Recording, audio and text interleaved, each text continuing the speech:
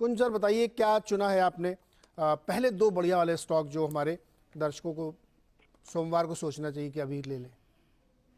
जी हाँ, बढ़िया तो समय के साथ ही पता लगता है कि हम्म। आने वाले टाइम में आपको रिटर्न दिया हो बढ़िया हो जाता है और जिसने रिटर्न नहीं दिया हो बढ़िया नहीं रहता है। पर हम्म। फिर भी हम लोग बाजार में हैं तो कोशिश करते रहना पड़ता है और करते रहते हैं। हम्म। तो मैंने एक लार्ज और एक मिड कैप शेयर चूज किया है।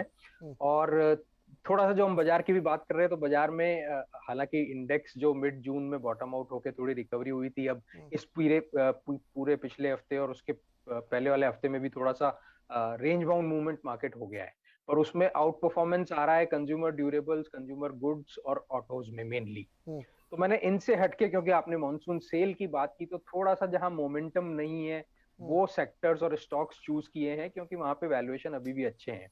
तो एक बहुत ही पॉपुलर नेम है लार्ज कैप में, क्योंकि मैंने कहा एक लार्ज कैप है तो लार्ज कैप में शुरू करते हुए आईटी सेक्टर में मैं थोड़ा सा एक Contra investment opportunity medium term के लिए रिकमेंड करूंगा। स्टॉक का नाम है टीसीएस, टाटा कंसल्टिंग सर्विसेज, जिसका हम्म। रिजल्ट भी आ गया है। तो वो एक अनसर्टेनिटी की, अभी हम जून क्वार्टर रिजल्ट के सीजन में चल रहे हैं, तो रिजल्ट अच्छा आएगा खराब आएगा, उसका क्या शॉर्ट टर्म इम्पैक्ट होगा, वो भी खत्म हो गया है। तो टीसीएस मेरा पहला पिक है। 4,000 52 वीक हाई के सामने अभी 3,000 से मार्जिनली नीचे के भाव पे ट्रेड कर रहा है। इनफैक्ट आज भी 52 वीक लो पे हिट किया था, कल परसों भी किया था। हो सकता है, जैसा मैंने कहा, मोमेंटम अभी साथ में नहीं है सेक्टर के भी और स्टॉक के, तो थोड़ा सा और भी गिरे तो वो जितना गिरेगा उतनी बाइंग अपॉर्चुनिटी है। बट मुझे नहीं लगता यहाँ से 8-10% से, शायद उतना भी नहीं, से ज्यादा गिरने की का चांस है। और मीडियम टर्म में करीब 1 से 3 साल, 3 साल तो बहुत लंबा सा, 1 साल के प्लस में अच्छा रिटर्न मिल जाएगा वापस से। मुझे लगता है सेक्टर में भी इंटरेस्ट आएगा। रुपी हम देख ही चुके हैं किस तरह से 5-6% पिछले महीने भर में गिर गया है, 75 से करीब करीब 80। हालांकि उसका बेनिफिट आईटी कंपनीज को नहीं होता है, क्योंकि जो कस्टमर्स होते हैं वो अपने प्राइस नेगोशिएशन में ले लेते हैं, और जो इनका फॉरवर्ड कॉन्ट्रैक्ट में भी ये लोग पहले से ही रेट बुक किए हुए होते हैं। पर फिर भी एक सेंटिमेंटल पॉजिटिव एक एक्सपोर्ट सेक्टर्स के लिए करेंसी मूवमेंट रहता है, जो competitiveness in front of other countries के जो कंपटीशन आते हैं उनके सामने तो दे ही देता है। तो और इस क्वार्टर का नंबर भी आया है, ठीक है, थोड़ा सा डिसअपॉइंटमेंट ऑन एक्सपेक्टेड लाइंस है टॉप लाइन ग्रोथ में और थोड़ा सा मार्जिन में भी।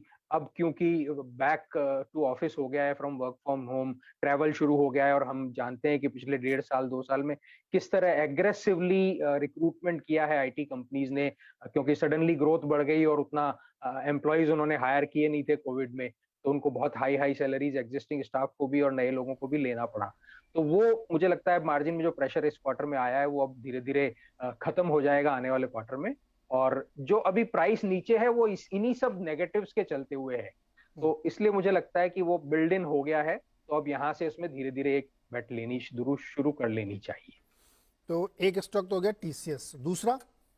दूसरा, अगेन मैं नॉन पॉपुलर सेक्टर पे ही रहता हूँ, BFSI, banking and financial services. Hmm. हम देख ही रहे हैं कि किस तरह सेक्टर बाजार में नॉन पार्टिसिपेंट रहा है। अभी हाल में थोड़ा बहुत चला है, बट अदरवाइज 1.5-2 साल में इनफैक्ट दोनों आईटी सेक्टर और बीएफएसआई सेक्टर के परफॉर्म नहीं, मार्केट में पार्टिसिपेट नहीं करने का कारण ये भी है कि ये एफआईआई ओनरशिप में बहुत हाई सेक्टर्स थे।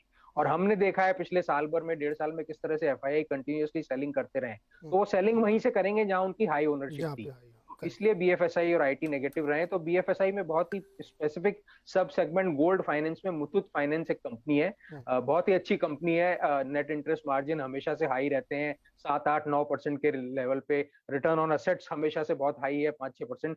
पिछले 2 क्वार्टर में थोड़ा सा टॉप लाइन ग्रोथ में इशू था। ऑफकोर्स मार्केट में ओवरऑल करेक्शन आया है, इसलिए स्टॉक ने अंडर परफॉर्म किया है। हाई मेरे ख्याल से 1400, 1450 या शायद 1500 भी था। वहां के सामने अभी 1,000 रुपए पे है, तो करीब 40-45% का करेक्शन हो गया है। Valuation, given the comparative financials, आप दूसरी गोल्ड लोन कंपनीज या दूसरी एनबीएफसीज या हाउसिंग फाइनेंस कंपनीज, इनसे किसी से भी कंपेयर करें तो उनके कंपैरिजन में बहुत ही अच्छे फाइनेंशियल्स हैं और सिक्योर्ड बिजनेस है। तो एनपीए बहुत ही कम है, इंटरेस्ट मार्जिन हाई है, रिटर्न ऑन एसेट जैसा मैंने कहा 5-6% के आसपास बहुत हाई है। तो मुथूट फाइनेंस मुझे लगता है एक अच्छा स्टॉक पिक है। थोड़ा सा गोल्ड का भाव भी नीचे चल रहा है, इसलिए सेंटिमेंटली इन कंपनीज में हम्म। इंटरेस्ट कम दिख रहा है। बट जैसे ये टर्न अराउंड होगा वापस से इनमें इंटरेस्ट आ जाए। तो टीसीएस आईटी का दिग्गज, और उसमें आप कर सकते हो। दूसरा है मुथूट फाइनेंस जो एनबीएफसी है, और गोल्ड फाइनेंस के लीडर है इस देश में और बहुत ही ज़बरदस्त रोबस्ट बिजनेस मॉडल है इनका। इनके मैनेजमेंट से बात करें तो बड़ा इंटरेस्ट आता है बात करने में। तो ये आपको कुछ स्टॉक्स अब तक बता दिए गए हैं।